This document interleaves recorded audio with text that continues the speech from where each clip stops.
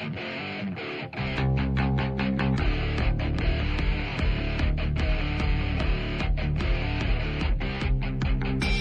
lies and buying time, killing people next in line. Lower classes, social slime, they don't matter. Genocide, sick from water, sick from air. Making money, they don't care. Caesar shit, force of air. Fuck them back, it's only for they bomb. They shoot, they kill, they massacre, rape. They burn the kids, no one lives countries.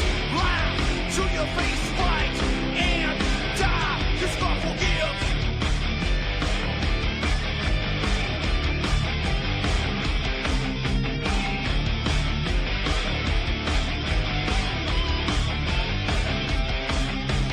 Selling lies and buying time, killing people next in line. Lower classes, social side, they don't matter. Genocide, sick from water, sick from air. Making money, they don't care. See the shit, force of bear. Fuck them back, that's only fair. They bomb, they shoot, they kill, they massacre, rape. They burn the kids, no one leaves countries. Lie to your face, fight and die, cause God forgives. Yeah. Coming back around again.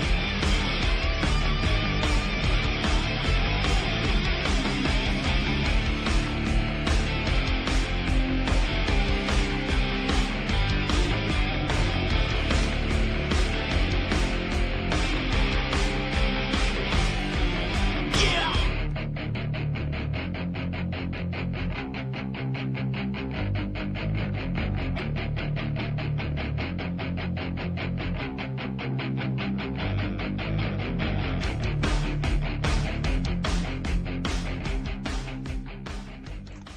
Okay, welcome to the show. I'm your host, Ron Stevens. This is Game On right here on UCY.TV. Today is, I don't know what today is. It's 3rd, the 4th?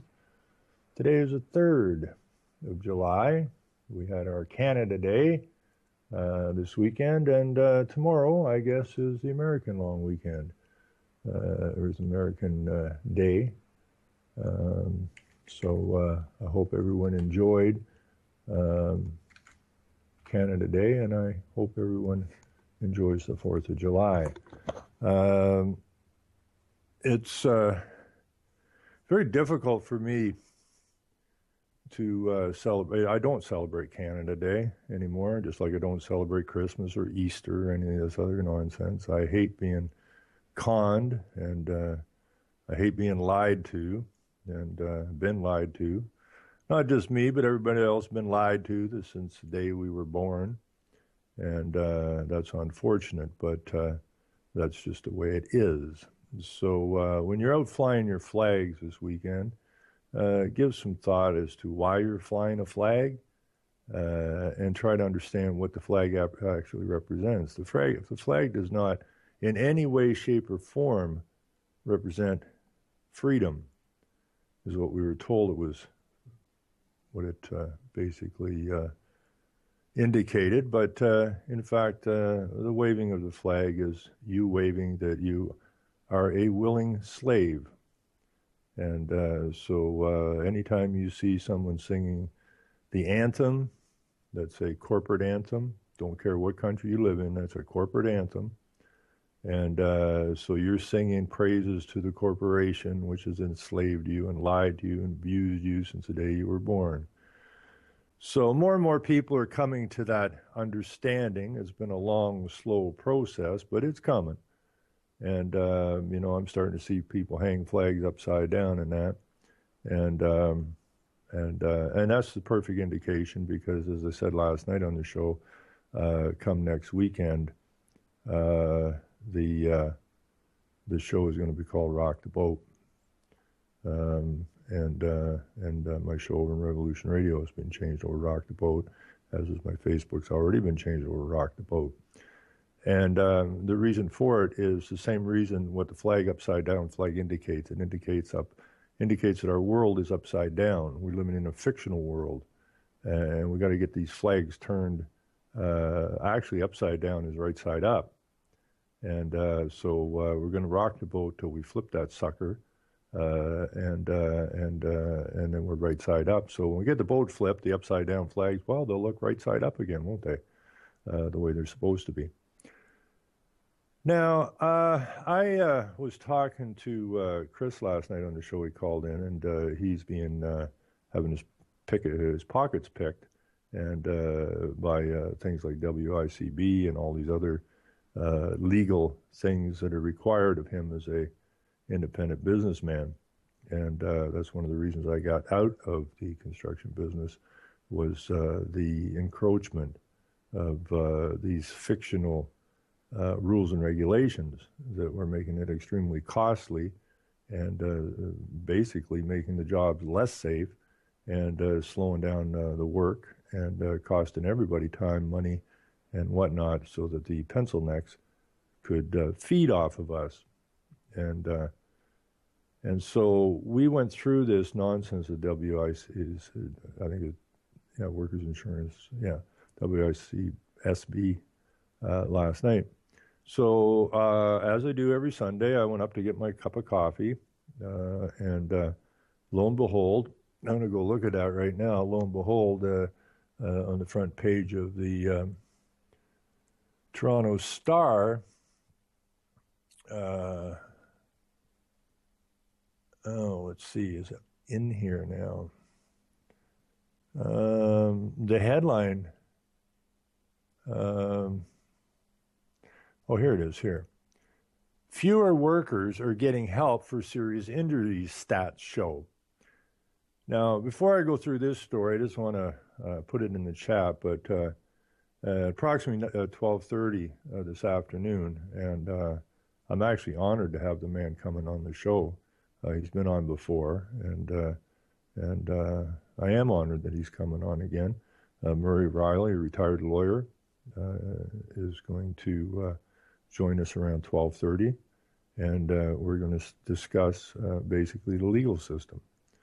And hopefully that's an enlightening show for everybody. I know I'm looking forward to it. I've been digging through this stuff for quite a few years now, and it really sickens me to look back and to think of all those people who've had their pockets picked, who never hurt anyone, and all those who were incarcerated that didn't hurt anyone. And so we're going to talk about the legal system, and see if we can come to terms with what it is and why it's not law, and so on and so forth. So I'm looking forward to that at 12:30. Anyways, back to the system picking the pockets of those who employ people. It's made it very, very difficult for people to, especially smaller businesses. The bigger businesses do a lot of corporate work, and they can offset those costs. But the smaller guys can't do it. This is coming straight out of their pockets, their individual pockets.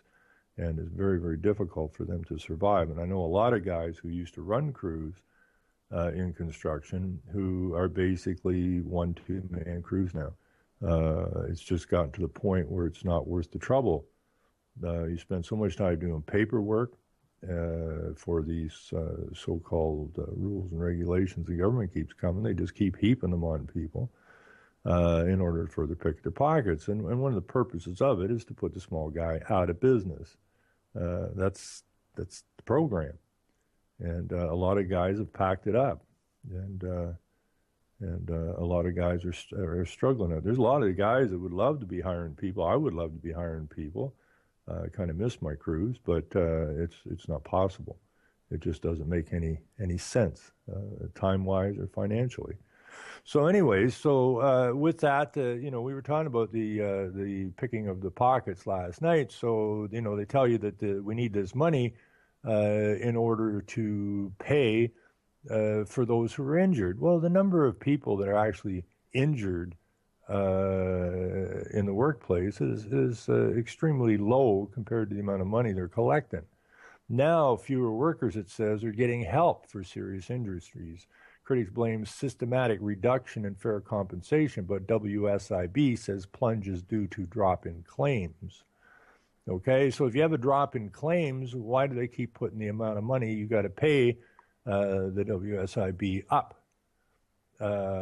Anyways, let's go through this for a bit. The number of workers accepted into a serious injury program that dramatically improves their access to medical care has been cut by more than half over the past 5 years, according to statistics requested by the Star. Part of what critics call a systematic reduction in fair compensation for vulnerable Ontario workers. Now, I want to make something perfectly clear here. I hate the Toronto Star with a passion. Okay, they're players. They know what the hell's going on. And so they play this out against. And I think a lot of this stuff is going back to, this is more primer, I would think it's more primer for the guaranteed income kind of thing. That's what it smells like to me anyways. But we'll go through this. The Workplace Safety and Insurance Board program provides vital support for employees who are catastrophically hurt on the job. Now, I don't know exactly what they're terming catastrophically. Near death, I don't know. Such as full-time care for those who have lost their independence, prosthesis and travel allowances for medical appointments. But the number of people admitted into it has plummeted 57% since 2010, down from 318 workers to 137 last year. So we have 137 workers looking for medical travel allowances, which really comes to nothing, prosthesis, which is not that expensive. So maybe the guy needs a leg and a wheelchair or a cart. None of this stuff is very, very expensive in the big picture. And it has plummeted 57% from 2010. And that's down from 318 workers. That was a total of 318 workers to a grand total of 137 workers. Well, everyone who owns a business is paying into this damn thing. There's a lot of money being collected here. A lot of money.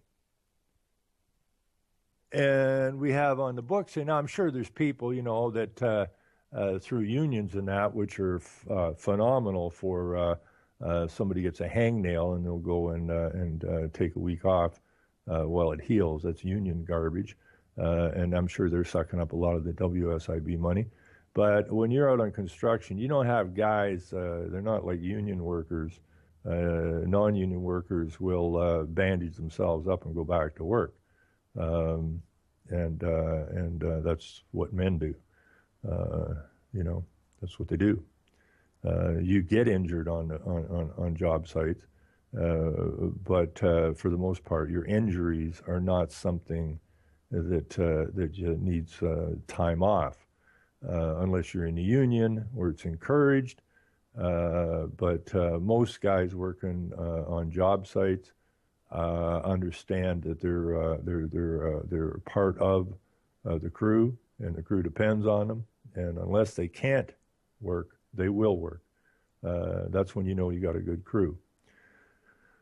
So critics say the plunge is related to the board's recent drive to cut workers' permanent impairment ratings by identifying pre-existing conditions. It called out excuses why we can't pay you, and by often refusing to acknowledge long-term psychological problems. That means that fewer and fewer workers are deemed to be over 60% impaired, the threshold needed to access the board's serious injury program. It's very, very difficult to get anyone to 60%. Even if you get 59.5%, the board takes the position that you're not considered seriously disabled. Which is ridiculous, said Gemma, a community legal worker with Industrial Accident Victims Group of Ontario. Well, doesn't this legal work understand that it was the legal system that created the WSIB or WISB? Doesn't this legal worker understand that? Doesn't the legal worker understand that this was set up to pick the pockets of the independent business people and business people otherwise anywhere? It's a pickpocket system, and it was legally legislated. This legal worker doesn't understand that? This is all game playing garbage. Now, what you're going to find, I think, is when we were going through all this trans nonsense on some other shows, I ran across this thing called transabled. Not trans-disabled, but transabled. These are people who will cut off a leg or an arm because they don't like it, and they wish to be disabled. So maybe what we're going to have here is we're going to have a spike in transabled people trying to get from the 59.5% up to the 60%, so that they can collect. Bizarro world, absolutely. In response to questions from the Star, the WSIB attributed the decrease in the number of workers referred to its serious injury program to an overall decrease in the number of claims filed at the board in 2010. There were around 238,000 registered claims, while in 2015 there were about 229,000, a 4% decline. The board also said that there has been a steady reduction in the number of workers with permanent impairments. In an ongoing investigation to WSIB practices, the Star has previously reported on an apparent shift in the culture in how it evaluates permanent impairments, legitimized, critics say, by a 2012 report written by a U.S.-based doctor now embroiled in legal trouble south of the border, a Hawaiian-based lawsuit in which claims have not been proven in court alleges that doctors helped a private insurance company unfairly slash accident victims' medical benefits. It's all about the money. It's always been about the money. And your so-called government is a corporation. And what are corporations interested in? Your money. Doesn't matter if it's a hamburger stand or it's the government. Their only interest in the money, because that's what drives them. Okay? That's what they live on. They're like vampires, the government is, figuring out, because they don't produce any. At least a hamburger joint produces a hamburger. The government produces nothing except grief and debt. But they got to fund themselves. And because they don't produce anything, they have to feed off of something, and you're it. You are it. And that's what they feed off of. The Star also highlighted the case of Fernando Paul, 65, who was left incontinent and bound to a wheelchair after injuring his back in a workplace accident. But his impairment rating was reduced because the WSIB claimed he had degenerative disc disease in a different part of his spine, making him ineligible for the board serious injury program. His wife must now care for him full time. Okay, so whenever they put these programs forward, all of the programs the government puts forward are always based on the idea of safety and care. Okay, that allows them, they make their case for it. Oh, well, that sounds like a good idea. And that's spun out to the people over and over and over. They're propagandized. This is why we need this, right? Because injured workers need help and we all have to pitch in. That's the sales pitch. Once the sales pitch is taken hold and people buy in, then they create a very large bureaucracy which collects the money, which then turns around and tells you why you can't have the money that they collected on your behalf. Happens over and over and over again. This is just another example of it. Let's see. She has to do everything for me. It's sad that we have to do this, he said. There's just simply been greater reluctance to recognize permanent impairments at the board, said Michael Green, a lawyer who has worked on behalf of injured workers for 30 years. Again, does Michael not understand the system? I don't know. Between 2012 and 2014, permanent injury awards dropped by 37%, according to WSIB's own stakeholder report. Stakeholders, those who are invested in it, who don't want to give you your money back. I'm pretty sure that people who have been, who have the objectively very serious physical impairments, people with quadriplegia and so on, are still getting into the serious injury program, but they're narrowing anyone else, Green said. In a statement to the Star, the WSIB said that in the vast majority of cases, workers were accepted into the serious injury program before they are assessed for permanent impairments, focusing on early medical intervention and active treatment can often restore the worker to their pre-injury level of function and contributes to fewer workers developing permanent impairments due to their injuries, the statement said. We're saying no. You're just reducing their awards due to pre-existing conditions, said John McKinnon of the Injured Workers Consultants. It looks to us to be part of the general austerity program at the board over the last 5 years. Gemma said she did not know why workers must be deemed as 60% impaired to be eligible for the serious injury program, a figure she calls arbitrary. Well, that is basically the legal system, isn't it? It's an arbitrary system. It's an adversarial system. And these people are fighting the adversarial system, the arbitrary system, in order to get what they feel is due to them, because they and their employers have been having their pockets picked forever under the idea that if they do get seriously injured, they're going to get looked after. But no, now we have a huge bureaucracy who doesn't want to give you what they collected. They need it for their own pockets. They need it so that they can get a better pension, so that they can get a raise. I mean, all of these outfits like the WSIB, the Children's Aid Society, all of these different things are legislated bodies, bureaucratic bodies that are legislated through the government and legalese to hell. But they're not beholden to the government that created them. These are all arm's length boards. Okay, so while the government creates them, they can't tell them what to do. Just like police. No one in the government can tell the police what to do or what not to do. They're legislated in, but they are at arm's length. The police police the police. You wonder why there's so much nonsense going on with the police. You wonder why the police are never held accountable for anything. It's because they police themselves, just like the WSIB polices itself.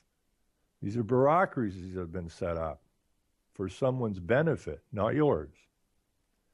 59% is just as disabled as 60%. I really don't understand the 60 number. Your guess is as good as mine, she told the Stars. For the board contention that fewer workers in the province are sustaining permanent injuries, she says her organization has seen no evidence of it.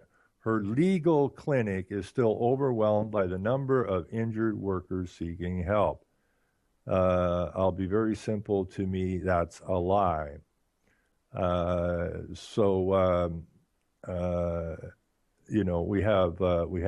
the legalese that set up the WSIB, and we have a bunch of lawyers working on behalf of those who can't get the benefits from the WSIB.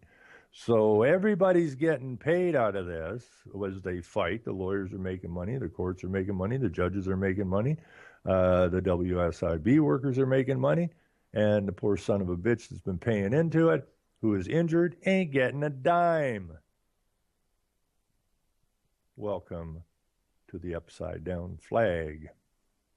Anyways, I got a couple minutes here before I'm going to get Murray. I'm going to see if I can't open this up and grab myself some comments on this particular story. I got so many blockers on here that I have to temporarily keep allowing all pieces of the page.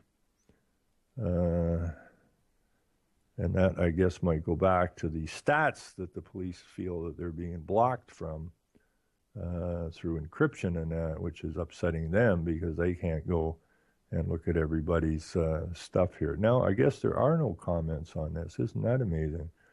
I don't see any comments on this site at all, which is unfortunate. But anyways, let's see. Oh, look at this. This is history making. I'm going to do this real quick. I'm not going to read the story. You can go to Toronto Star if you want to read these stories. But convicted child killer who started a new family in Ontario prison. Whoa. A convicted child killer who started a new family in Ontario prison is granted day parole. I don't even want to go there. We will go here for a very quick few minutes. Oh, Jesus, does this just make my heart sore? I mean, sore like in hurt. I should phone up WSIB and see if I can get compensation because I feel almost fatally injured over this story. Toronto Pride kicks off. Prime Minister Justin Trudeau will make history as Canada's first Prime Minister to march in a gay pride parade. And here he is with his buddy, the Dyke, Kathleen Wynne, in a picture here. And they're all just happy as hell. We got a Dyke, we got a feminist Prime Minister, we've got, I'm sure, a pile of pedophiles in this picture somewhere. And I bet you a lot of these people work with children, either in the school system or something else, all indoctrinating the children into this sick, sick world that they're building around us. Today's forecast for the Pride Parade, I guess that's today, isn't it? It's today's news, so I don't know if this happened yesterday or what. The picture is from the Toronto Gay Pride Parade. It's not Gay Pride anymore, it's Pride, rebranded again to take in all the T's and the Q's and W's. Pride Parade in 2013. So our feminist Prime Minister, with his little beads, he's got a little girly necklace around his neck, and his holding his little gay pride flag there. And Kathleen the Dyke Wynne is just smiling. Anyways, it says today's forecast, this is so quaint, today's forecast is for water gun showers with a chance of rainbows. Isn't that lovely? The Toronto Pride Parade, I don't know if this was yesterday, no, Sunday, starts today. So, and it starts right at the end of this show. The parade starts at 2 p.m., which is the time the show stops. So you can, if you're near Toronto, boot it down there, man. You want to be part of this. You want to be part of the new Canada, you know? The Toronto Pride Parade begins at 2 p.m. Sunday, the final glorious, glittering march that caps off a month of celebrating the LGBTQ community in and around the city.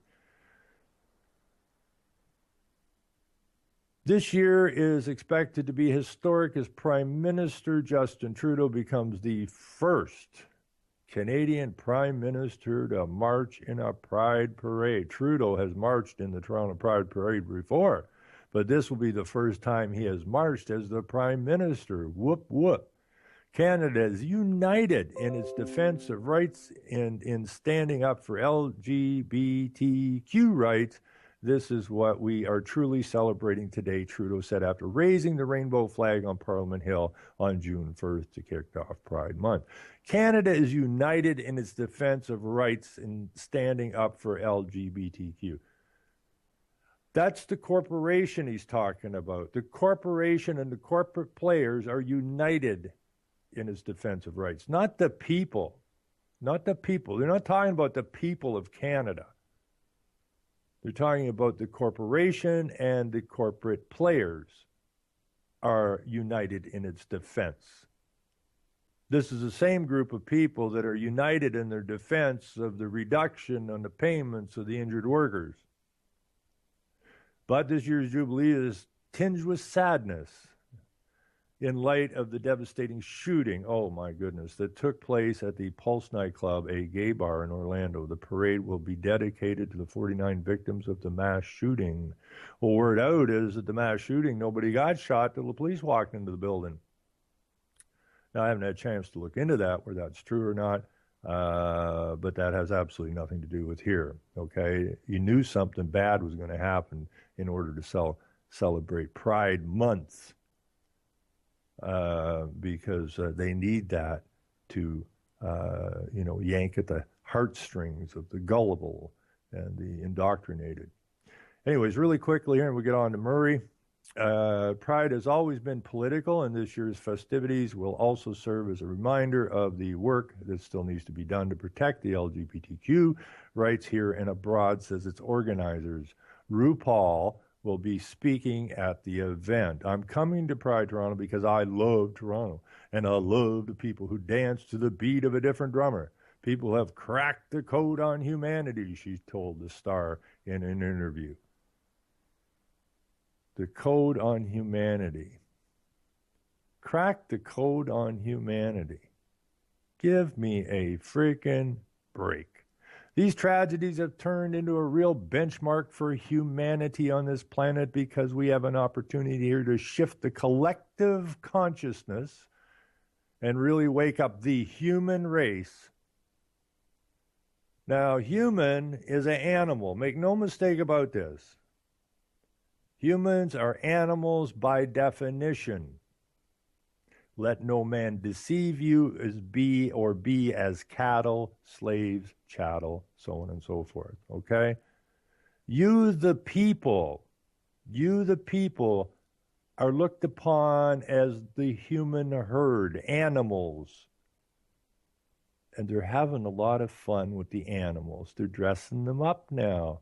They're carrying little pride flags. But if the animal gets injured, well, there's lots of you. So why do we want to spend any money helping the injured animals? And that's what you are. You are an animal. If you identify yourself, if you self-identify as a human, then you basically get what the hell you deserve.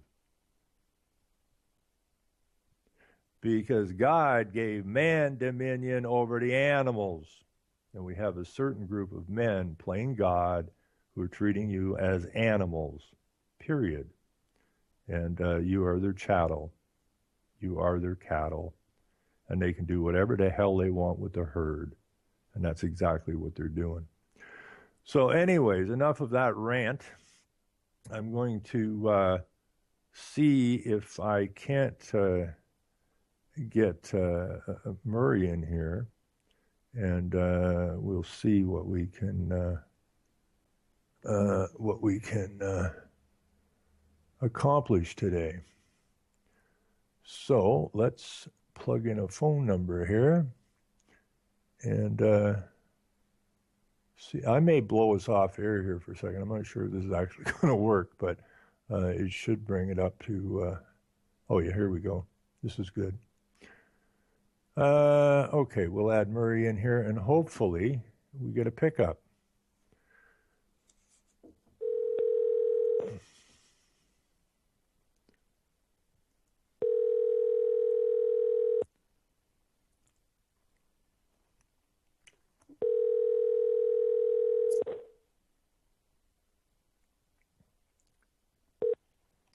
This is 549-2770 in Kingston, Ontario.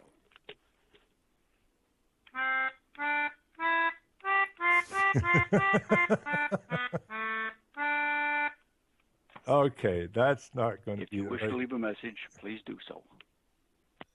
Yeah, hi Murray. This is Ron, but I think we're going to have to dig out another phone number here from somewhere because this is obviously not the right phone number.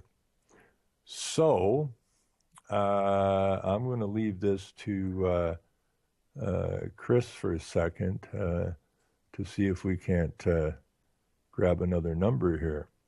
Let me try this one. Maybe I can get through on this one. I'm not sure. Let's try this again. I'll try a different number that I have here. Let's see if we can use this number. And hopefully we're going to get Murray on here today. But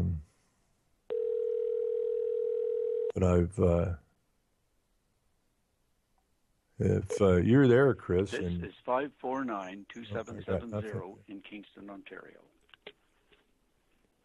I got nothing there.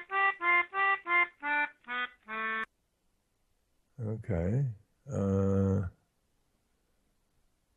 Okay, I need a phone number. I thought we had the right phone number for Murray. No sound at UC right now. Why we got no sound at UCY? All right, let me see what we got cooking here. Okay, we either got sound or we don't have sound. I've been looking forward to doing this show. We have sound. If not, I'll have to hang up and call back in. So,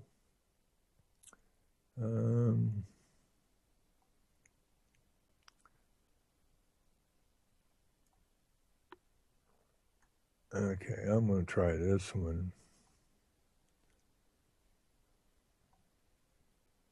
I'm not getting.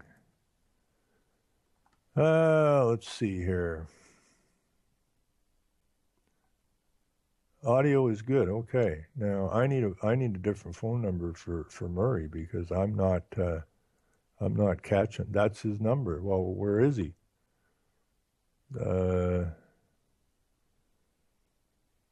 Yada yada yada yeah.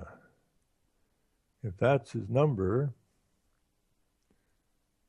I don't know. We'll just go on with this, and I'll try him every now and again and see if we can catch up with him, and go from there. I'll try it one more time and see if we can hook up with him, because I've been really looking forward to this. Now I'm getting an invalid phone number. What's that all about?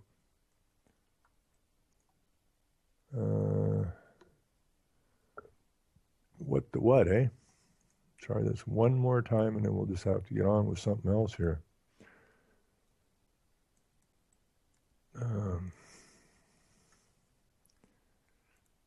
So we will. Because I actually really like Murray. And I hope we can do something about this today, because I do have a lot of respect for Murray. I have a lot of respect for Murray for even joining us on the show, and he has been on the show in the past. But we never really had an opportunity to get into things as deeply as we needed to, and I was looking really forward to today.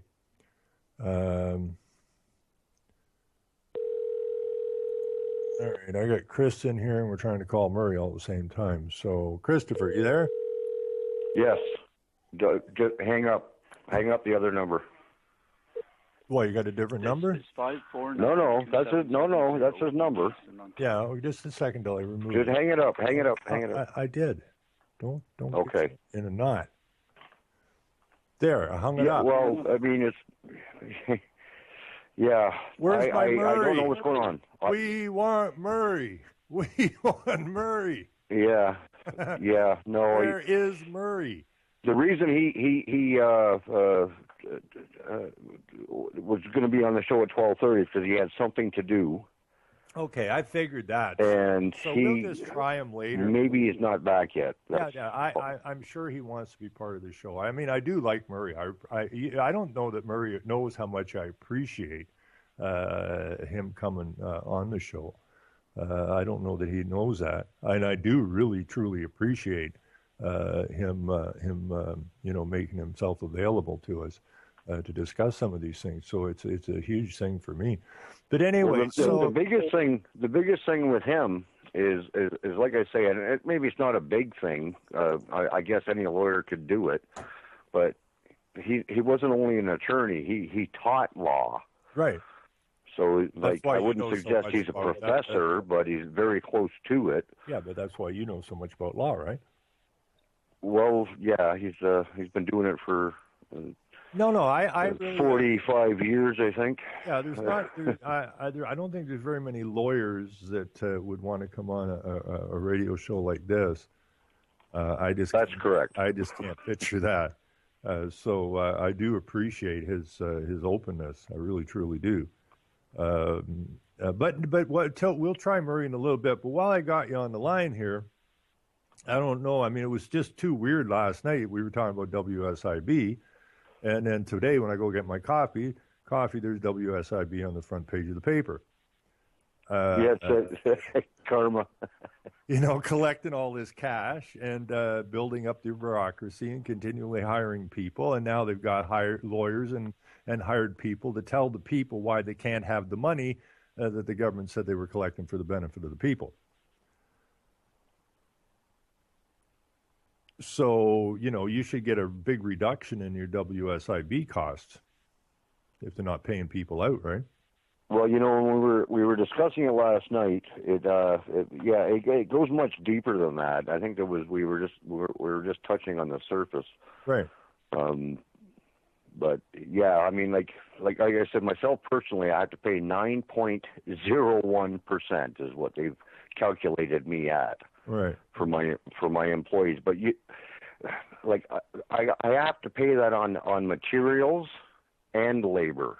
Like, why do I pay WSIB on my materials? Whoa. Now, this I didn't know. You tell me if you go buy $100,000 worth of material, you're paying 9.9% on the I got a beep. I think that might be Murray. Hang on. Plus, then you have to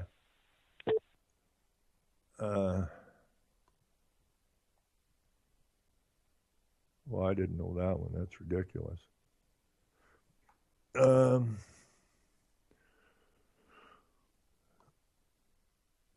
Let me see. Anyways, that was news to me. If I know we pay HST on everything here in Ontario, but well, we lost Chris, so I don't know where he happened to go to.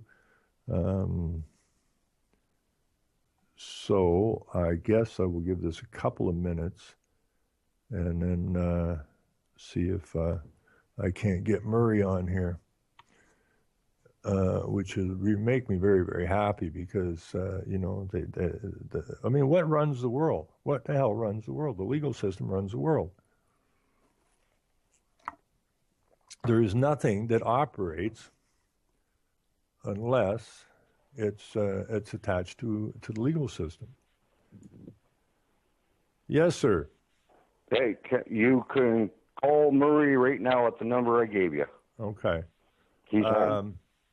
Yeah. But just before I call him, I got you on the line, I said I'm just flabbergasted that you're telling me that that you're paying WSIB on the material you buy. Correct. So if you're going to buy $100,000 of material, you're going to pay 9.9% to WSIB. 9.01%. Okay. On material and labor. Right. Then you pay so that. I'm insuring my lumber too. How in the hell can that possibly be? I don't know. But anyways, Murray's waiting for your call. All right. Goodbye. Yep.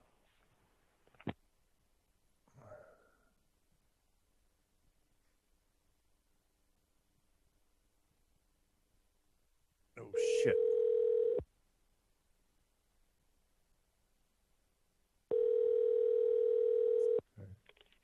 Hello? Hello, Murray? Yes. Hi, how are you? Good. Yeah, I'm glad. I was having a slight heart attack, not a big one. Slight one. I called and I got that. I got your answering machine, which always puts a smile on my face. Good. That's a lawyer with a sense of humor. We can always use a smile, at least on our face. Exactly. Hopefully, on somebody else's too. Yeah.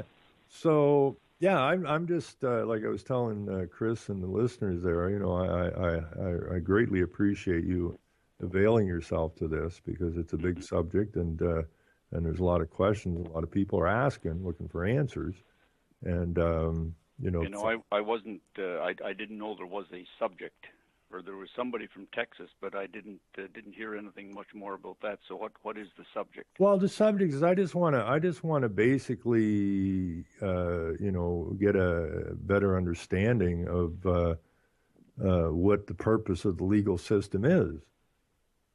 You know, there's, I mean, the legal system. Why not? Why not ask all of your listeners who actually abide by some parts of the legal system? Well, they're trying to figure out what the purpose of it is. Well, why do they abide by it? Well, why do they abide? That's a wonderful question. That's a perfect question. And I've been through this with you know, people at the Law Society, and been through it with the Attorney General's office and Premier's office and the Chief Justice's office. And why do people abide by the legal system? Well, basically, I mean, ask your listeners why they abide by it. Because they abide by it. They abide by it because of the force. Okay, but they must abide by some parts of it willingly, without force. Well, no, why do they do that? Not those that understand it. Those that abide by it are those that were told that this is the law. They weren't told. Are there no parts of the law with which they agree? Well, this is like a conversation I had with the Attorney General's office and a lawyer there, and with the Law Society of Upper Canada. They didn't seem to understand what the difference was between law and legal, because they're two separate entities. One has absolutely nothing whatsoever to do with the other, and by mixing the terminology, when I was talking to the Law Society, their statement there says it's illegal to practice law without a license. And I asked him to read that and see if he could make any sense of it. And it made perfect sense to him when he read it. But once I spoke to him for a half an hour or something, all of a sudden he went, "Holy crap, you know what this means?" Yeah, I know what it means. Okay, legal and law do not have anything whatsoever to do with one another. When I spoke to the lawyer from the Attorney General's office, I started the conversation with, can we first get to an agreement on what law actually is? And that was so simple, it was ridiculous. It took us a matter of a couple minutes, and the deal was, can we or can we not agree that law is do unto others you wish done unto you, and cause nobody any harm. And if you haven't got a victim, then obviously nobody was harmed, therefore no law was broken. And he agreed with that. And I said, okay, well, let's go to the legal side now, which is the commercial side. Okay? Legal is commercial and political, because the Queen is at the apex of the legal and political systems, which is corporate. Now, I asked the guy, the lawyer, I said, can you give me one example of all the rules, regulations, statutes, whatever you want to call them, that have gone through the legislature and have been assented up through the lieutenant governor sitting as Queen, that in fact did not cause harm, okay, either by removing or reducing or turning God-given rights into privileges, and all rights can be made and taken away, and through the taking of their labor, through licensing fees or fines or this kind of stuff. This all causes harm to people. Now, I asked him, could you just give me one example of something that came through the legislature that was given legal status that didn't cause harm? And he had to think about it for a while, and he came up, of all the thousands and thousands and thousands of rules and regulations that have ever come through there, he came up with one. And it was the DUI law. And he says, that it doesn't harm anybody. And I said, well, you're not correct there either, because what they've done is they've taken an arbitrary number and they've stuck it there. And I have no idea what the number is today. It was 0.08 at some point. I don't know if they lowered it or not. But I said, that is arbitrary, because you can have a 90-pound woman that doesn't drink, goes to a wedding or a special event or something, has a glass of wine, and is totally inebriated. And she is intoxicated, but she's not likely going to blow over the 0.08. No, but You she can is have intoxicated, so she could be. She is still liable for prosecution under the drive while impaired. Yes, but what I'm saying, okay, that's fair. That's fair. But you could have a 260-pound construction worker who drinks beer or whatever, basically on a regular basis, and his system becomes accustomed to that, and he may blow way over and not be the least bit impaired. And the lawyer's going, I see your point. Yeah, so you picked an arbitrary number and you made that arbitrary upon everybody, and I make no mistake, I have no patience with drunk drivers. If you drink and drive, you need a slap in the head quick. I have no patience with that whatsoever. But the point is, it's an arbitrary number they picked, and it's a blanket deal. Okay, they do not take how into would you propose to change that? Well, if that's wrong, how do you propose to go about getting that changed? It does not take into consideration whether or not the man or woman is actually intoxicated. No, I'm not discussing that point. I understand that point, but how do you, Ron, propose to go about getting that changed? If that's wrong, how do you propose to change it? Well, first of all, I would lose the arbitrary number, right? Well, no, but how do you? What do you do? I mean, do you write a letter to the New York Times, or what do you do to get it changed? Well, the last place I would write a letter to is the New York Times, but well, okay, it's the last one. What's the first one? What's the first one? The first one is it goes back to the difference between legal and law. Okay, in law. Okay. Well, you're talking to me about philosophy. I'm interested in mechanics. I'm not talking about philosophy. I'm talking about I'm interested in the legal system. What mechanical step do you propose to take to change that unfair law? Well, the first thing that I would do would be to remove the legal system. So how do you do that? How do you do it? How do you do it? It's against the law to cause harm, and the legal system is designed. It's designed to cause harm. Yeah, but how do you eliminate the legal system? How do we get rid of it? Yeah, Ron, you're the one with the radio program. How do you propose to get rid of the legal system?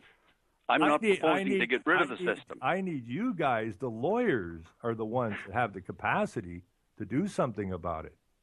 Not me on a radio show. You, the lawyers, you, the Law Society. You are the guys that have the capacity and the power. I look on myself as a plumber. What's that? I look on myself as a plumber. I don't create the fact that water flows downhill. I just deal with it. There's the problem, Murray. There's the problem. And that's a very good analogy you made, because I've used analogies similar to that in the past.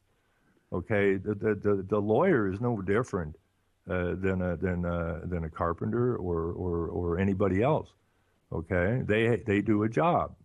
Okay, but when you do your job, you can't cause harm to anyone.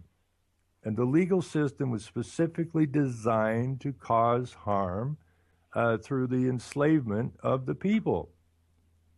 Okay, the people have been enslaved to a corporate system. But it's the legal system. It's the legal system that creates the Law Society in the first place. So it's not the lawyers who are creating the legal system. The legal system is created, is it not, by the populace? No. By the citizenry, the people who vote. No, it's not. The people created nothing. The people have never created anything. Well, what did they do when they vote? Well, no, if you look at Canada here, the people did not create the government. Okay? Who did? The corporation created the government. The corporation, it's a corporate government. It was a corporation that created the government. The corporation gave us. How do you propose to eliminate this problem? Well, with a very large broom, I suppose. We need to. It is, and I want to interject here a minute. It is not the lawyer's problem, okay? It is not the government's problem. Okay, the problem, the responsibility for what we are involved in here, what we've been enslaved to here, falls on the shoulders of every man, woman, and child in this country. The people here are so easy to, you know what it's like, Murray. You know, I hate the liberals. Once we get them out, everything will be fine. We'll put the conservatives in, everything will be fine. Oh, gee, we put the conservatives in, and it's all the same. This is what I call wife abuse syndrome. Okay, people are getting beat up, but when time comes to do something about it, they run to their abuser looking for help, which is asinine. So the problem is not the Law Society.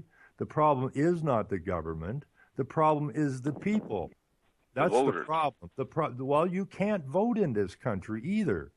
There's no such thing as a vote, and I've been through this with the. Well, there's something that a lot of people call a vote anyway. Well, yeah, but it's not a vote. Well, okay, we'll leave that aside for the moment. If the people all put an X in a different box, they'd get a different They didn't put the X in the box on their behalf, did they? Okay, they are voting as proxies. Okay. I've been through this with the voting system.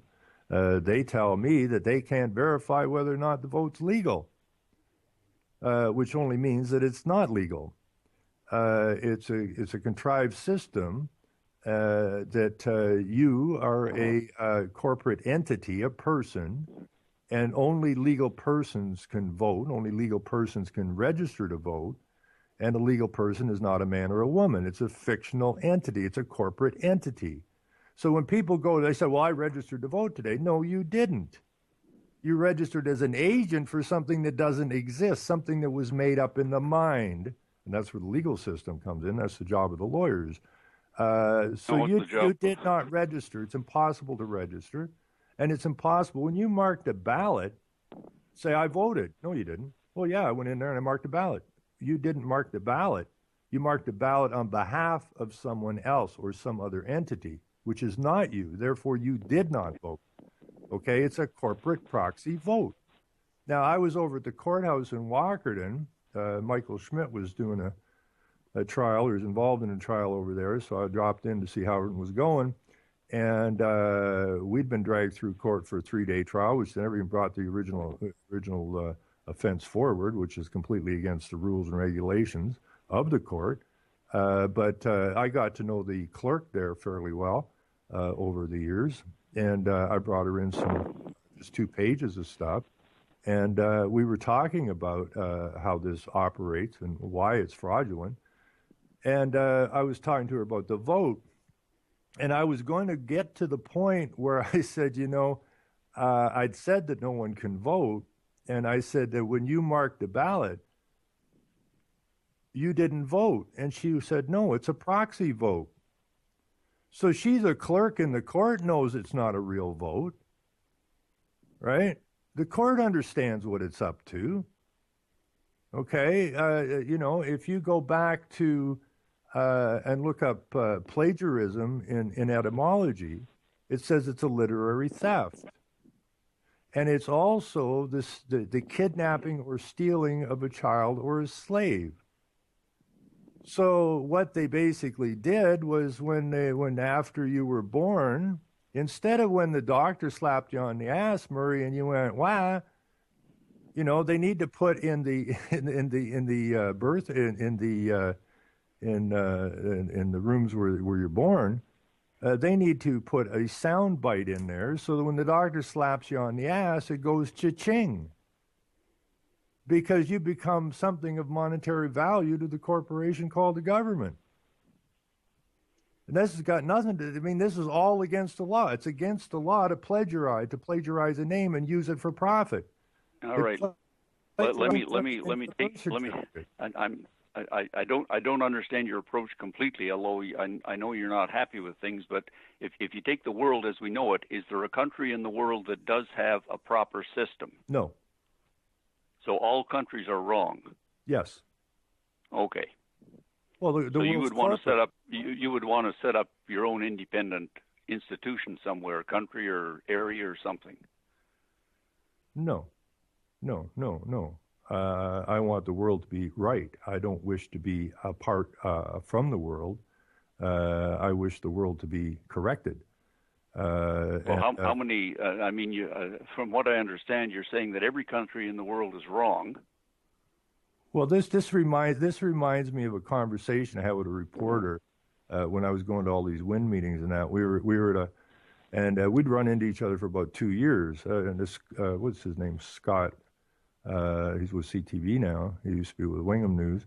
And so we had run into each other at meetings over a course of about 2 years. And we were at a particularly large meeting down in Goderich, Ontario, where they had industry ministers and all that. It was a huge affair. A lot of government people there. And I went outside to have a smoke. And the reporter came out. And he says, Ron, I go, what? He says, you know, we've been running into each other for 2 years and talking to each other. And for 2 years, you've been telling me you're right and they're wrong. And look at the size of this meeting. I got all these government people here. You still standing here all alone out here having a smoke. And you're telling me that you're right and they're wrong. I said, absolutely. Absolutely. So several months later, he called me up. And I'd been passing him stuff, you know, research papers from, different entities, Rockefeller Foundation, the UN, and the World Banks and the IMF and all this kind of stuff. And he phoned me up one day and he says, can I come over? And I said, what's up? He said, I want to talk to you. And maybe we should shoot some video or something, right? Do a news piece or something. So he came over and he said, you know, for 2 years, I've been listening to you say you're right and they're wrong. And they always got me on the run. And I never had time to really look into anything you sent me. And when I finally got some time and sat down and looked it all through, I said, what's your conclusion? He goes, you're right. This whole thing is a complete and total fraud. And it's the same thing here. I'm not looking to separate myself. I'm looking to separate everyone from this system that was designed to harm people and to enslave people. Now, if you go back, where the hell did the legal system come from? Come from Rome. Now, how did that happen? Where's the first? I don't know. Well. There are probably legal systems in societies all over the world since day one, whenever day one was. Why? Rome wouldn't be the only one with a legal system. Well, no, but the first corporation, recorded corporation, came out of Rome, and this comes from the divine right. Okay, and the Pope declared himself the vicar of Christ, and the kings in England. Which are under the power of Rome, because they took Henry VIII down there and slapped his ass when he was trying to get uppity, and then we have the divine right of kings in England, which this country is based upon, and that divine right of kings is very specific, and that God gave man dominion over the whole show. Right? And when the Pope declared himself the vicar of Christ, it's the same as the lieutenant or governor general here in Canada. It's in place of. Okay? God's busy. We're working here. So we're gonna do this. We're the proxy. And the kings and queens were the proxies. And the deal was that they would follow the law as per the scriptures. Okay? That is the law. And this is what gave the Pope, and this is what gave the kings and queens the right to rule. That gave them the right to rule, acting as proxies of God, following the scripture law. Now, the deal was, once you move outside of that law, and because it says in there, do not add to or take away from my word, which is a law, once you move aside, then you have moved not into law, but into tyranny. Okay, and the legal system is tyranny. That's what it is. Well, you're It's talking about the similar legal to system as the legal by well. I mean, definition. all I'm getting at is that there are what 200 or 250 different countries in the world, and I'm not sure if your comment applies to every one of those. Yes, Or are you talking about the North American, Canadian, U.S. legal system only? All legal systems in the world, in one way or another, are attached to the bar in London. That is a franchise. That is a franchise. Okay, that's franchise legal. Okay, it's a franchise system. You mean South Korea? What? All of the well, law. South Korea would South Korea not have a legal system? Yes. But they're not attached to the bar in London, are they? Yes. Well, yeah, because they're attached one way or the other, which is all comes through the bar. The World Bank came through the bar. The IMF came through the bar. The United Nations laws come through the bar. Okay, so all of the countries are member states of the United Nations, all involved in international law, which all came through the bar. So, yeah, we're all in the same legal system. They may have different trial method, this or that, but it's all coming out of the same damn place. Well, if we go back 5,000 or 10,000 years, the Inuit in North America would have had a probably, I can't say for sure, a legal system of some kind to govern their community. No, they dealt with law. If you go back to the native communities before we run over them, and it wasn't. See, this is the problem I have with the corporation. Okay, it wasn't the people that came here. It wasn't the settlers who came here that destroyed the native peoples. They got along fine with the native people. In fact, a lot of the settlers would not have survived had it not been for the help of the natives that understood the weather and understood the food system and everything here. They worked well together. It was the corporation that came in and separated the people. It was the greed of the corporation that run the native people off the land. But the law of the native people is actually so close, it's almost identical to the scripture law, which is really spooky, because the natives, while the natives, and I've got a lot of preachers in my family, we've had this discussion before, and sooner or later the preachers run away on me because they can't deal with reality. You know, they called the natives savages and that, right? You had to become Christian. The natives are the natives. It was the natives. They say, well, the natives are savages because they worship the trees and the water and all of this kind of stuff. Okay, but would they have had any kind of a law or a legal system before the Europeans arrived? Absolutely. Okay, so is their system okay? Yes. Because their system is based on law from the scriptures, which they never read. Okay, this is the spooky part. Okay, it's they tell us that the natives, they're savages because they look at the tree and the water and the rocks and that. They look at the creation. Okay, that's another misdirection. The native people, it doesn't matter if you're in the jungles or where you are, well, you can go anywhere a white man never been before, and they believe in a creator, okay? But that's not a corporation, okay? The whole European method is corporation. It's about control. It's about using people as assets. It's using people as cattle. Now, the native... because when I ran in the 2007 election, I actually brought up that we need to change our so-called parliamentary system over to the native system. And that is, we need to bring the best person for our particular area. And there's no two sides because that is adversarial. And we need to put a circle table in there so that there is no parties. There are only people. And that's basically based on the native system. Their native law was the very same as law, which is do no harm. Now, in the native communities, if you had someone stealing someone else's fish or doing something stupid, right, cutting holes in teepees like it would be breaking windows in the streets today, that man or woman or child was brought before a council, okay?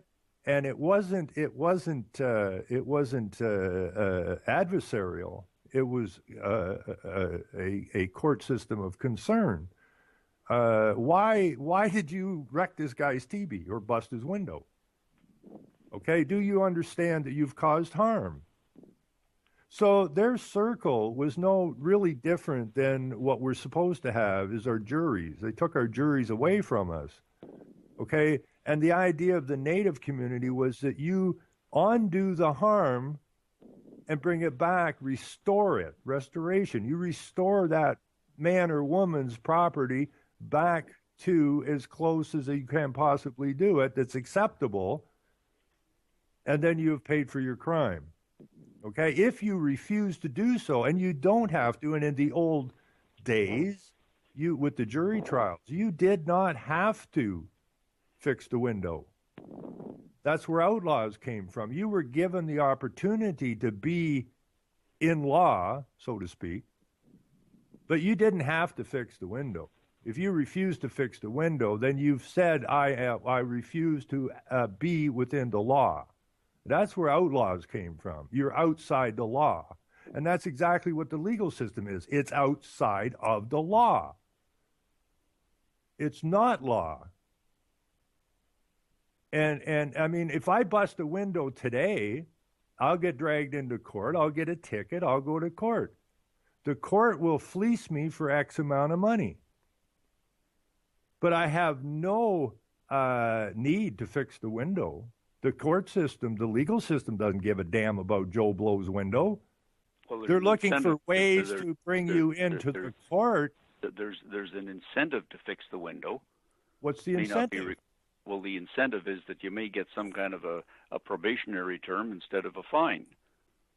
So if you go into court having busted somebody's window and you say, fine, I busted the window, I admit that, but I've now paid somebody $125 to fix the window, and the window is fixed. So you're going to get one result. If you go in and you just say, screw that busted window, I don't care, you get a different result. That's all I mean by an incentive.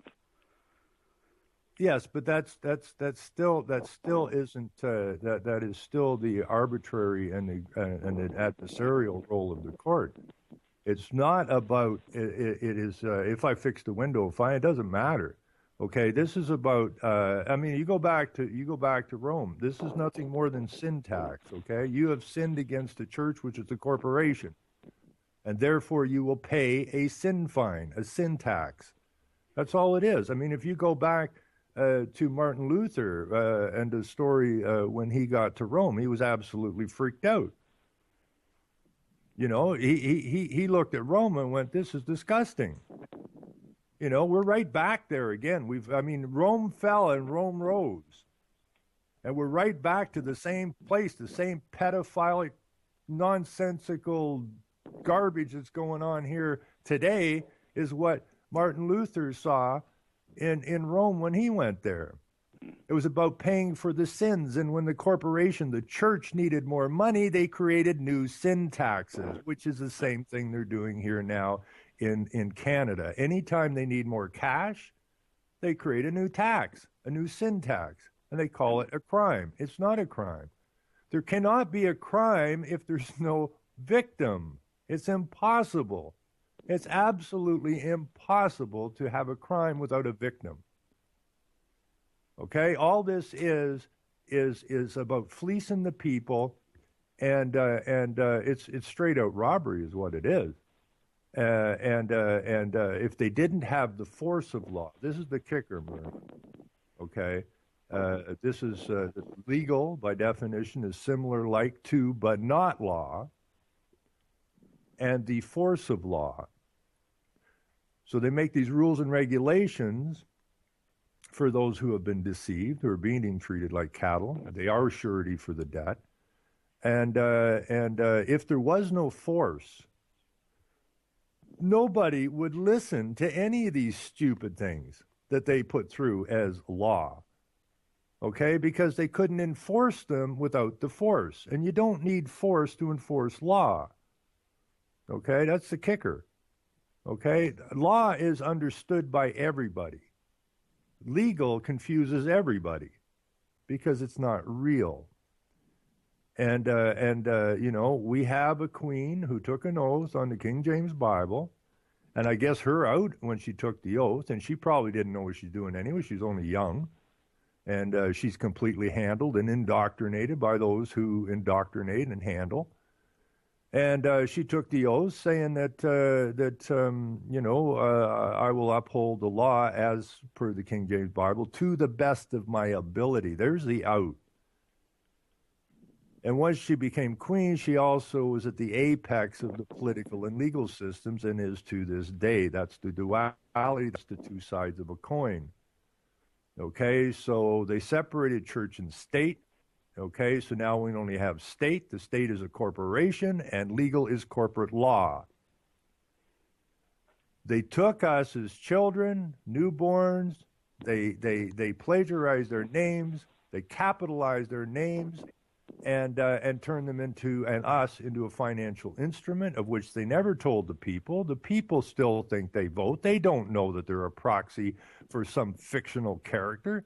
They have no idea. When most people walk into the court, they think they broke some law. They don't know that they're there as agents of something that doesn't really exist, something that was made up in the mind. They have no clue to this. So it's a complete and total fraud. It's used to deceive people. Deception is fraud, and fraud is against the law. Therefore, the legal system, by definition, is unlawful. That's all I'm trying to say, and people have got to understand. But what about the guy? What about the guy in Orlando that went in and shot dead those 49 people? Is he against the law or the legal system, or both, or neither? Well, law, you don't kill people in law. Okay, law is against the law to kill someone. I mean, he's dead now, but how should he have been dealt with by? So if law? There is no law, yeah, what would be the fate of the fellow that killed the 49 people?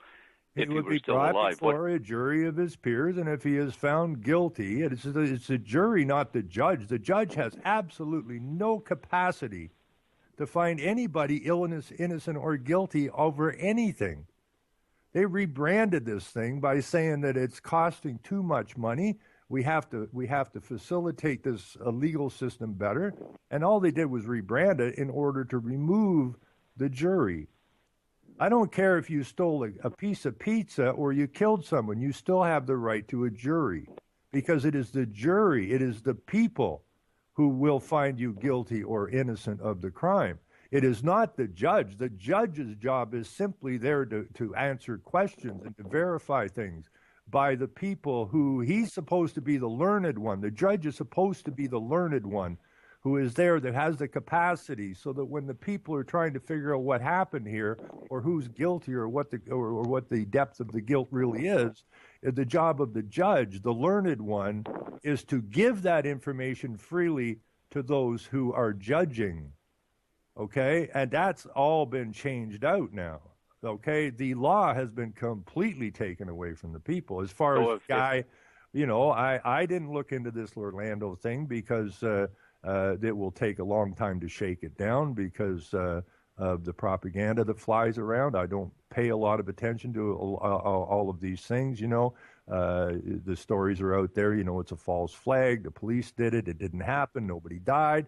I don't have time to get all wound up into all that stuff. But the question is, what if this guy had not been killed, if he was killed, if he even existed, but regardless, let's say he did it, and let's say he was caught, then he would be brought before a jury, and if he is found guilty, then he shall be put to death. It's that simple. I don't have a problem with the death penalty. Okay? If you kill, you will be killed. But the legal system legalizes wars. Okay? And somehow it's okay to kill. Okay? These are all commercial wars. Yeah, but I don't completely agree with or completely disagree with most things you say. I'm just not sure how do I as a citizen get from where I am today to where you think I should be in 6 months' time? What do I do? Well, the first thing you have to do is stop being a citizen. Okay, that's the civilization thing. So I would mail back my passport and say, "Screw you." Well, it's not your passport, anyways. Mm-hmm. Right? It's not your passport. It's not your passport. Well, I mail back the passport I have in the drawer. If it's mine or not mine, you're right. Your driver's license is not your license. Your health card is not your health card. Okay. But suppose I mail them back. Then what do I do? Well, we have to basically get back to law. Okay, we have. Well, how do I do that? How do I do that? It's not something, and I have a lot of people, Murray, and I have to caution them all the time as well. I have a lot of people that once they come to the conclusion that this whole thing was set up to enslave us, and the citizen is by definition a subject, and the subject is subservient, and therefore you are what we were told not to be, and that was not to be deceived, or you will be as chattel, and we were made surety for the debts. People say, well, that's it. It's over. It's not over. It took a long time and a lot of effort to get the masses, if you will, into this indoctrinated system that the legal system is actually legitimate. And it's not going to change overnight. Okay, that's not possible. I know I have a lot of arguments with people who say, well, just mail all this crap back and then we're free. No, because you still have the problem of the corporation, and you are a financial benefit to the corporation that they do not willingly wish to give up. And that's why they have the force. Okay? Well, what I think you're suggesting is that if I don't like this, it's not going to change very much quickly. I should just get on a boat somewhere and go to the middle of the island and drop anchor. Middle of the ocean and drop anchor. That's called running away. That's not dealing with the situation. So what should I be doing? I have people doing that as well, right? I'll just go to Costa Rica or somewhere, right? Well, good luck in Costa Rica. I get that. Like more. So if I don't just get in a boat and go to the middle of an ocean somewhere, what do I do here? We are technically at war is what we are in this country and every other country. This is World War III. This is a psychological war, and it is most definitely a spiritual war. And do I join the church? Fight this. What? I join a church. Do you join a church? No, you burn damn things down. It's a spiritual war, so I'm not sure if that means you're suggesting I find a church to join, or. Well, I don't know where you would find a church that is not a state church. There isn't a preacher that's in a state church that is legitimate. I mean, these guys are liars. They're deceivers as well. You cannot. Who's right? If they're wrong, who's right? Is anybody right? Is anybody right? Yes. You said the preachers are all liars, so I shouldn't listen to them. Who should I listen to? You know, what we have to do is, I'm changing the name of this show to Rock the Boat, okay, because that's what we got to do. All right. You will see people now hanging flags upside down. They're correct, because the world is upside down, okay? The world is completely upside down. And our job is to rock the boat. And I don't know if you ever saw the movie, but go look at the clip. And it is a perfect depiction of where we are at now, okay? We are in the legal system. We are in the legal world, which is a fictional world, okay? It is fictional. It is not real. It is Alice in Wonderland. Alice in Wonderland did a wonderful thing when she went through the whole thing, and then she's in the court, and she starts to grow rapidly. She's there to give witness, and the court doesn't want her giving testimony because they know she knows the game. And she starts to grow rapidly, and the court says, well, you can't give evidence because, Rule 702 that we just made up instantly here, you're growing too quickly, and therefore you can't give evidence. And she didn't back down on the court. Her intent was to give her evidence, and they yelled out, off with her head. That's the force. That's the force behind the law. That's the fear factor. Excuse me. Which everybody in that story feared. Feared the queen.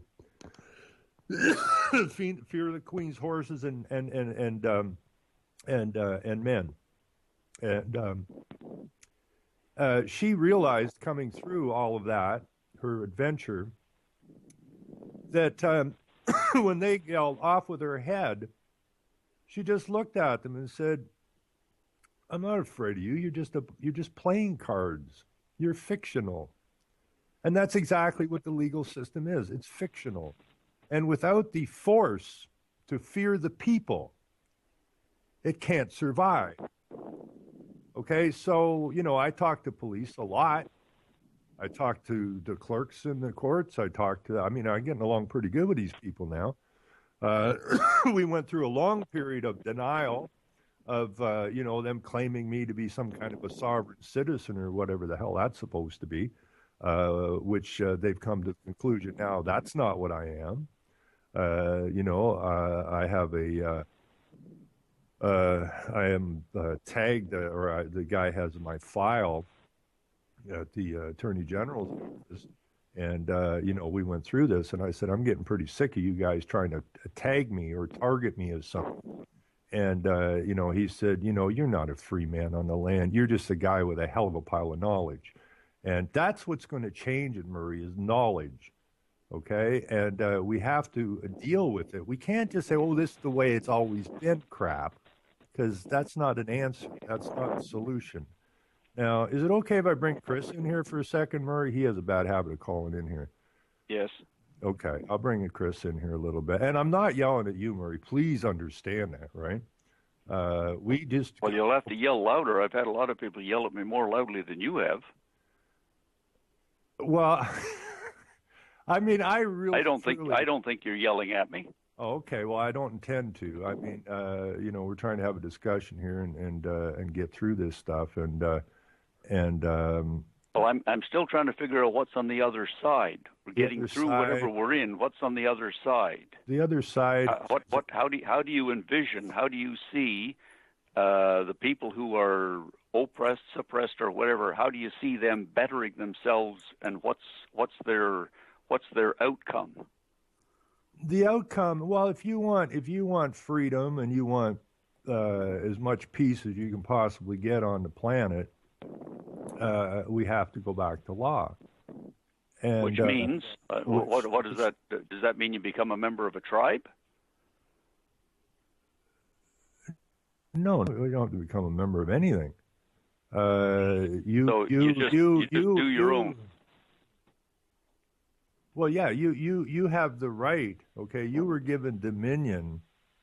Okay, to live your life, wish to live your life, with the understanding that you will do no harm. Okay, you basically follow the 10 Commandments, you're good to go. Okay, that's law. Law is so freaking simple, it's ridiculous. But with law, you can't manipulate people. With law, you can't take advantage of people. The legal system, on the other hand, is based on deceptions, taking advantage of. Right? Would you? People. This community that the outcome of these alterations or changes, is it based on community? It's based on individualism. It's individuals that build a community. A community doesn't build individuals. So if I go out onto the road and get hit by a car, I should decline the ambulance. No. Why would you decline the ambulance? Well, it's the taxpayers that are paying the ambulance drivers, and I shouldn't be contributing to the government. Yes, but it's not a government. It's a corporation. Well, you can call it. I decline. How do you pay the ambulance driver?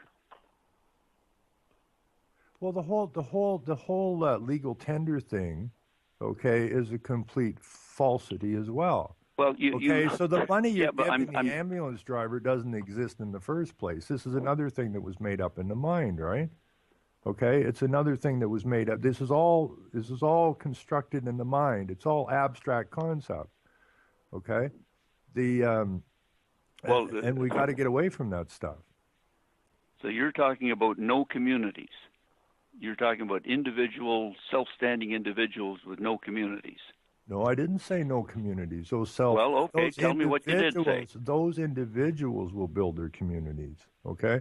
Instead of having one world community, which they want to build, where one small group of people control all of the resources on the planet and all the thought processes of all the people through the school system, And all the medical systems and all the legal systems of the world, the people which were supposed to be spread out, who are supposed to live, the people wherever they are, live as they feel fit to live.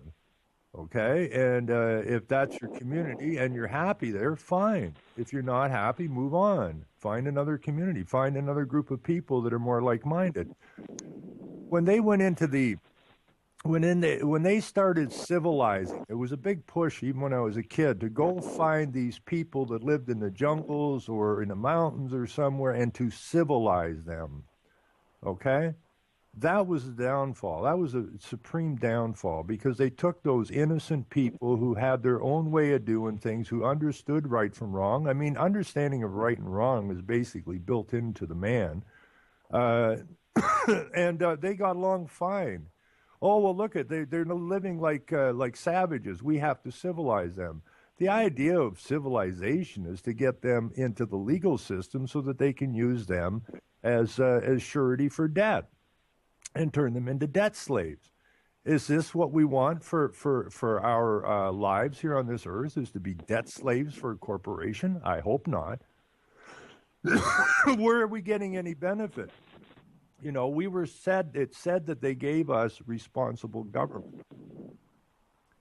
Well, if you look up the word responsible in the legal dictionary, responsible is basic. I don't have it in front of me here, but basically it is, if you are responsible, you have a duty, you are obligated, you are liable, and a whole list of words along that line. Now, obviously, this responsible government we were given obviously isn't responsible. Our debt here in this country is around $1 trillion. You can't get out from under it. The idea of usury, you cannot. If you create X amount of money and you add interest to it, obviously we're going to be short money. Where's the money coming from to pay the interest? It doesn't exist. Therefore, somebody's going to get hurt. It's not built on anything that's sustainable. It's not built on anything that's unreal or that is real. So this responsible government we have is exactly the opposite. That's what I keep saying. The world's upside down. The government is irresponsible. The government,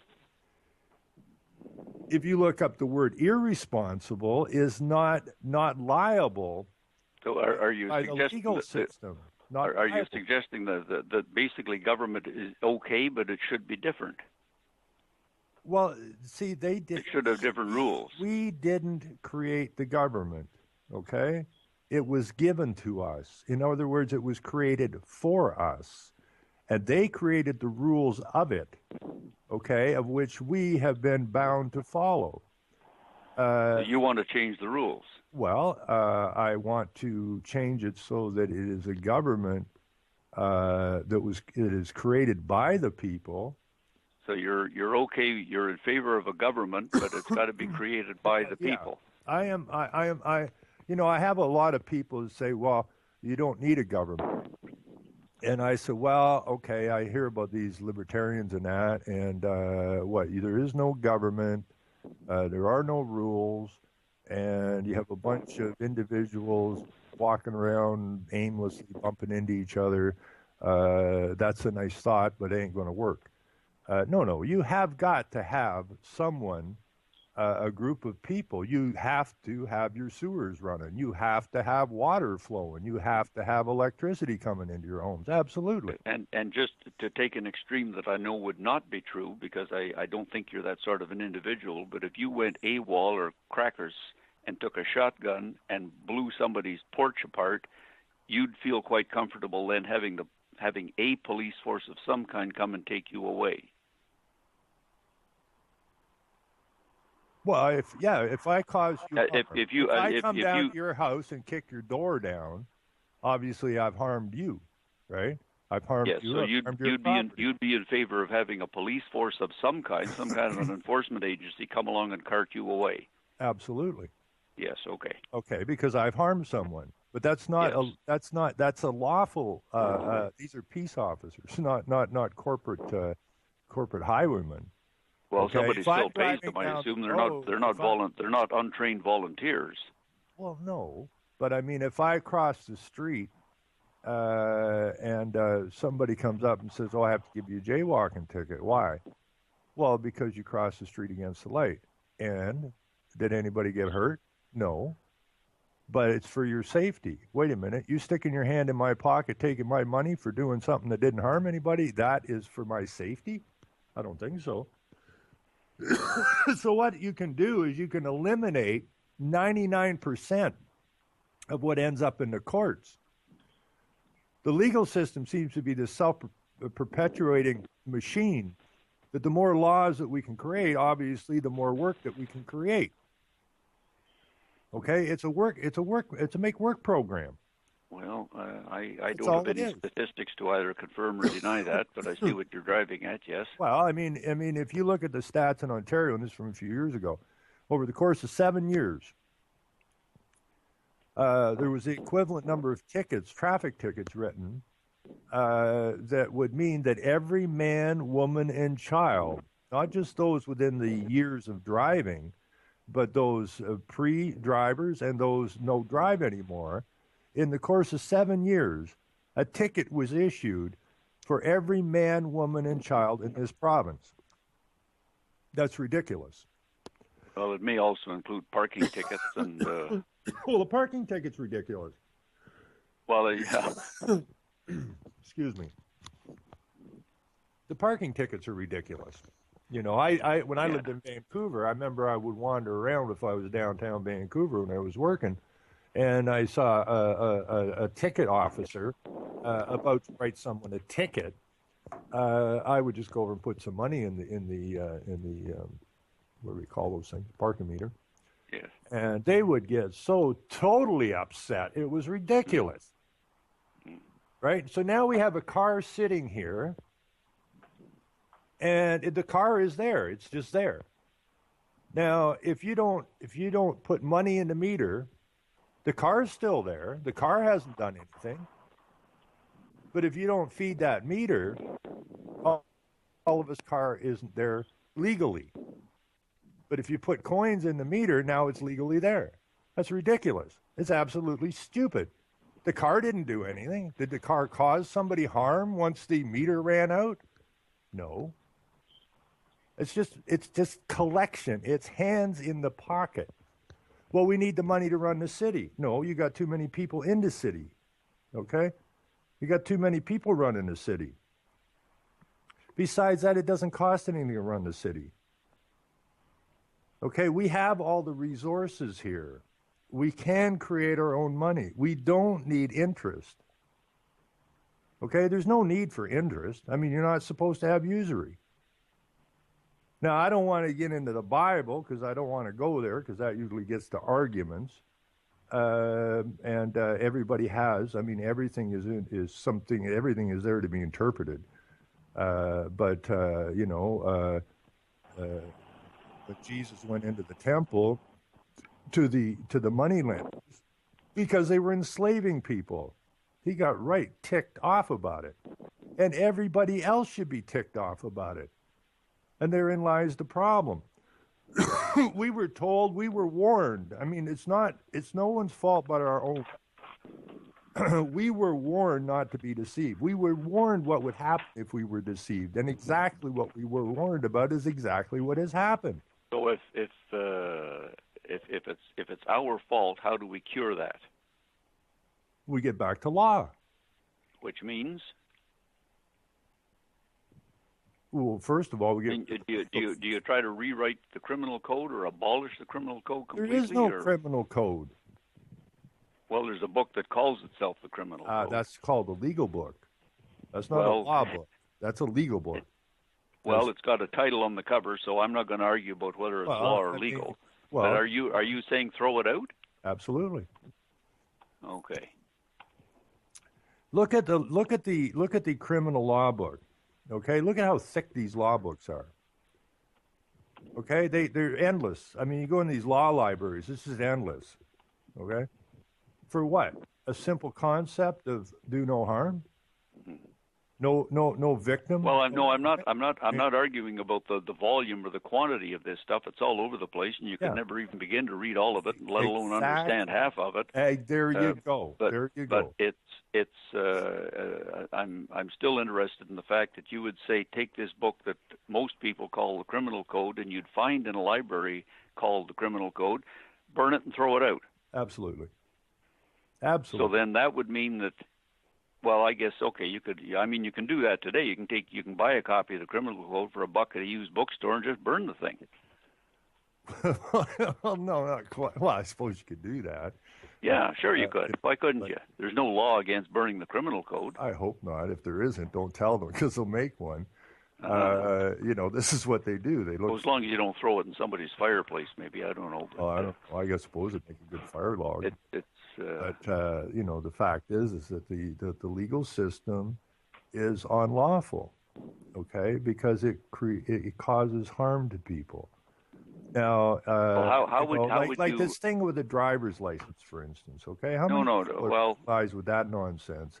Now, Ron, let Marie speak. How would you change it? I'm still not clear on how you'd get these things eliminated. I understand your discomfort. But how do you get rid of them? You simply take a pen and you go down the list. If it causes people harm, it took your rights away. It doesn't exist anymore. How do you convince the police force not to pick you up because you're driving with no license? Even if you're right, I mean you're doing no harm, but you're driving without a license and you don't have insurance, and you're driving down the road, and the police stop you. And they say, well, we're going to have to take you into custody or give you a ticket. Well, how do you stop the police from doing that? Well, through a lot of education, because the police believe, I don't know, the police are pretty well trained in the fraud because they're looking for a name, okay? They're looking for the last name, which is the surety name. That's the name that's been capitalized, okay? They know what they're looking for. They're looking for a way to make a buck. Unfortunately, the driver behind the driver of the vehicle doesn't understand this. When they say, could I see your license? The police know damn well it's not your license. When they're looking for the name, they know damn well what their name they're looking for. They're looking for the commercial name. They're looking for their highwaymen, okay? Their job is to stop the coach. But instead of pulling the gun out and telling the people in the coach to put all their valuables into this bag, or we will shoot you, they are handed a summons to go to the court of where their valuables are. Well, I'm still not clear. If you take the Criminal Code and you burn it, and probably the Highway Traffic Act also, and you burn that, forget about that, just take them and throw them away, you then fire all of the policemen and the RCMP and the investigators. You'd get them the hell off the streets. Is that right? Well, if you're driving down the road, I mean, we have recorded the head of security for the Attorney General's office. We have him on record when asked, "Do you need a driver's license?" The answer is no. Do you need insurance? Not as far as I'm aware. Okay, so no, in law, you don't require a driver's license. In law, you don't require insurance. But if you harm someone, you're on the hook for it. Okay? You're on the hook for it. No, it's not a matter of, it's a matter of taking legal. And, but are you gonna fire the police force? Am I going to fire the police? Yes, absolutely. Yeah, get them the hell. Tell them to go away. You don't want them anymore. Right. Absolutely. So your community would get along with each other. Always did before. The first police. What was their use? Their use was to protect the commerce coming into the ports in England. Okay, they're commercial. Well, I don't know if that's the absolute. I suspect that there'll be groups all over the world for the past 10,000 years of something resembling police forces, but down in Mexico, Murray. I think the question is how much police force. Well, there's no need for force. Okay, this idea of force. The force is there to back up the fraud called the legal system. Without the force, nobody's going to pay attention to legal service. It's about collecting money. and keeping people afraid of the government. Okay. Well, how big a community do you think you could operate without some kind of an agreed upon system of regulation? I could do that in mine, Mr. Riley. What's that?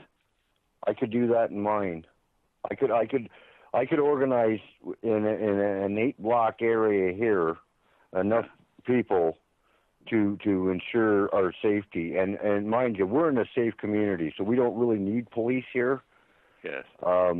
But if we did, I could organize enough people to help oversee that the community is safe. And I could also organize enough people that if there was a serious problem, we could get together real quick, probably quicker than the cops can, to deal with the situation at hand. If we had guns, but we're not allowed guns in Canada too much. See, there's the problem, okay? Like, there's a couple of communities down in Mexico, Murray, that were so fed up with the corruption of the legal system, the corruption of the so-called government, and the fact that the government was basically running drugs, and which they do here now. They want to legalize it, so all the millions of people were thrown in jail because marijuana was illegal, and it was this terrible gateway drug, and we were trying to do this for the safety of the people. They always sell this stuff under the guise of safety, and now that those very people, the government people and their friends, are in the process of growing legal marijuana for a tax base, and their buddies are all invested in this stuff in order to financially reward themselves, while all the people who never hurt a soul over all the years were thrown in jail and fined and beat on by the same system that now says, oh, well, we changed our mind, it's good because now we got the monopoly on it. And the government is about monopoly, but down in Mexico, a couple of communities down there, towns, were so fed up with the corruption of their police forces and that they ran the police forces out. And the people became the police force, and the crime has disappeared. People understand. I've got a call coming in here. We've got a few minutes. We're going to make this real short. If you got a question for Murray, kick it out. Hello, caller? Hi there. Yeah, who am I talking to, please? This is Lark in Texas. How are you? Hey, Lark, how you doing? I keep hearing this word community bandied about, and I just want your listeners and your guests, yourself, to realize something, that I don't live in a community. This is a word that was hijacked by the into something that I refer to as communitarian code speak, the community acquis communautaire, communitarian law. And this superimposition of communitarian law over and upon all nationalist laws is what's bringing us to the place that we're in. Anybody out there can do a search on the internet. What is communitarian law? ? In any search engine. And they will realize that via reflexive law, that's another question. What is reflexive law? This is what they do. These people at the top who are bought and paid for, every one of them, including members of the bar and all syndicalist trade unions and or associations in private-public partnership, in effect in bed with the enemy and, in fact, partners in crime, have done to the world. We have a type of socialism that was never foreseen except for the rapid advancement of technological innovation today. We live in a surveillance police state. Everything that's ever discussed is about policy. But what has infected all law, territorial law, law of the land, law of the sea, admiralty law, maritime law, I don't care what kind of law you call it. In the States, we call it constitutional or common law. What has been superimposed is this thing called Talmudic communitarian international law. And it's reflected in the trade agreements. And At one time, it was called the Supremacy of Communitarian Law Contract Clause. And this is what has to be understood by all the people everywhere. Not only the Syndicalist American Bankers Association, but the Syndicalist American Bar Association and the Lawyers Guilds, including whatever the hell they call it up there in Canada.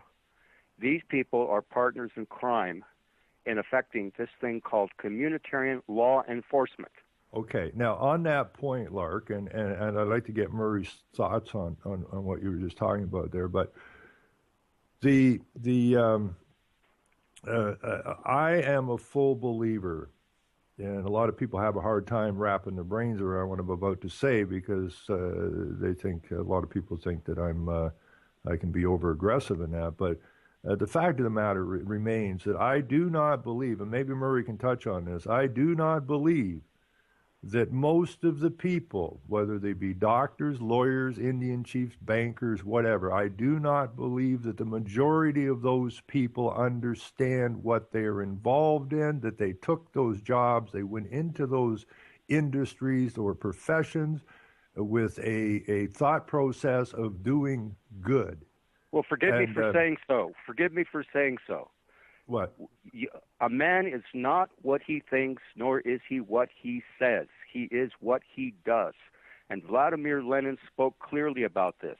He referred to them as unwitting dupes and useful idiots. Well, absolutely. And this is entirely the case of the doctors, the nurses, the scientists, the judges, the attorneys, the politicians. These people are basically cowed into silence. They call it the Sicilian Code of Omerta. Right, and this, what I'm trying to say, I guess, is that and you're absolutely correct on all that stuff, is that what we need to do is we need to, I just call it a massive deprogramming situation, is that those people who are involved in these things have to take a bit of a harder look at what they're actually involved in. And then they have to understand what needs to be done. And then in that case, we can change things around awfully quickly. Well, people are worried. People are worried that if they go and they stick their neck out, one, they're going to lose their job, or two, they're going to be, thrown out of whatever profession they're in, and they don't want to basically rock the boat.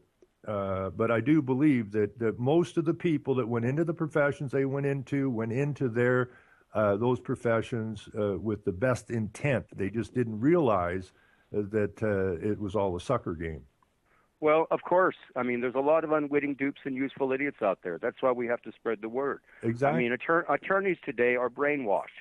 They learn about rules of court, rules of evidence, rules of criminal and civil procedure, and they're tied to this thing called stare decisis and case law and the like. But when you superimpose international communitarian law over and upon all nationalist laws, this is the framework, leading towards a system of one world governance, or what I like to refer to in a communitarian system as a scientific dictatorship of the community. Watch the movie Metropolis by Fritz Lang.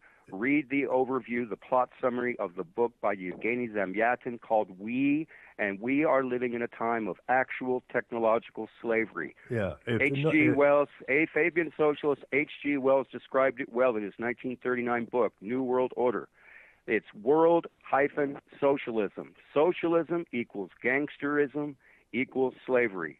So the question is what role do you play in this system of organized crime made legal, which will enslave all of humanity except for these bastards at the top, like the lawyers, the politicians, and the bankers, who are imposing their technological slavery upon everybody else to enrich themselves. Right, but I think I appreciate that, Lark, and thanks for calling in. It was fantastic, but I do believe still that the majority of those in their professions do not understand exactly what's going on.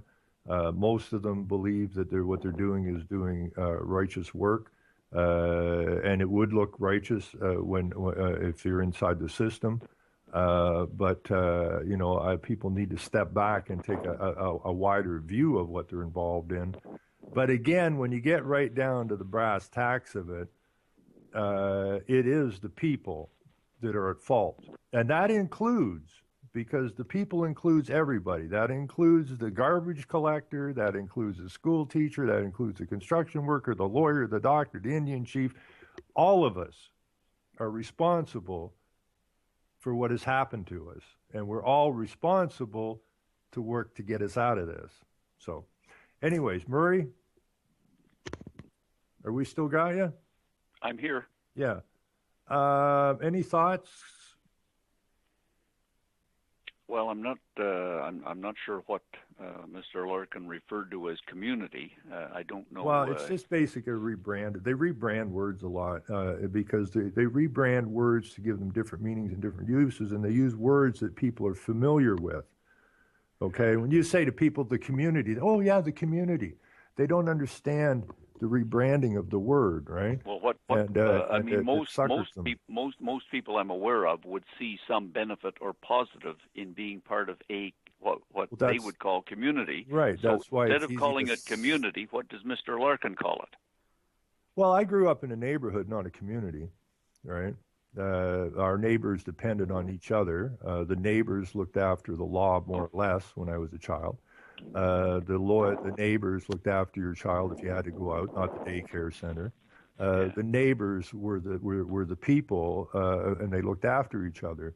Community is a broader brush, right? And that is basically the government being the overseer of your community, kind of thing, right? The government becomes the neighborhood. The government becomes the babysitter. The government becomes your welfare, and so on and so forth. And so it's taken it away from the people. But the word community has been really bastardized. But it's a word that people, it's the same as the word diversity. They throw this around all the time. We're a diverse nation. Well, if you look up the word diversity, it says evil and wicked. When I'm reading newspaper articles, it always says, it suggests, the scientists suggest, the church suggests, the government suggests. Well, if you look up the word suggest in suggestion in etymology, it says evil and wicked.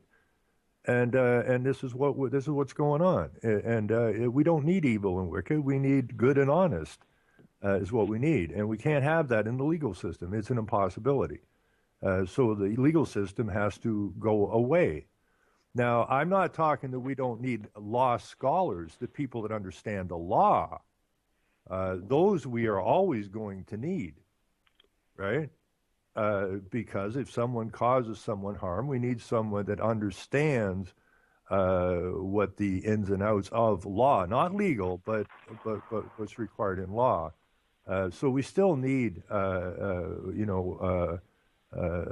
schooled people, but not schooled in the academic sense, but who understand how to apply the real law to a situation. So, yeah, do we need peace officers? Absolutely. Do we need people to understand law? Absolutely.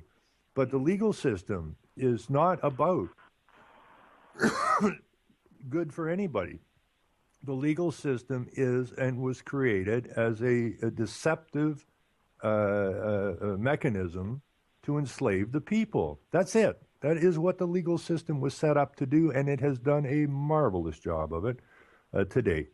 So, look up communitarianism if you don't know about it, Murray. It's basically the same thing, and there's a broad subject here, but I wish we had more time. That went way too fast. And well, I will look up communitarianism or whatever that comes. Yeah. See what I find. Yeah, I so much appreciate you coming on. Okay. And I'm sorry for talking so much and stuff, but okay. Hopefully we have stuff to. I mean, you said stuff that resonates with me that I have to go and ponder, and I hope something was said back to you that gives you something to ponder, and maybe we can do this again down the road sometime. We're out of time. Right. I want to thank you so very much for this. Okay. Thank you, Mr. Ray. And Laura, listen. Bye. Okay, everybody, take care. Have a great day. Civilizing buying time, killing people next in line. Lower classes, social slime, they don't matter. Genocide, sick from water, sick from air. Making money, they don't care. Caesar shit, force of air. Fuck them back, it's only